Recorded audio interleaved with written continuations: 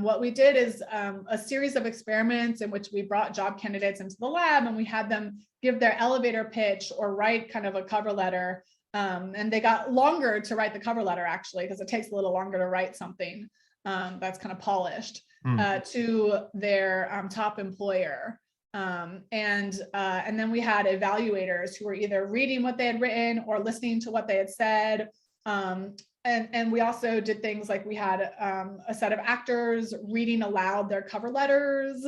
And then we also transcribed their elevator pitches so we could keep the content, the same. And then we, can experimentally manipulate what the evaluator hears or reads.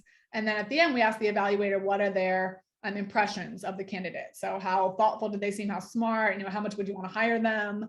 And what we find is that if the evaluator is hearing the content, then they're more inclined to want to hire them and things, and have higher impressions of them. And then, ultimately what we ended up doing is we had recruiters, the same ones who are actually hiring these students, listening and reading the different forms of content, and they showed the exact same effect. Like they also thought that when they could hear the candidate, that they were more interested in hiring them.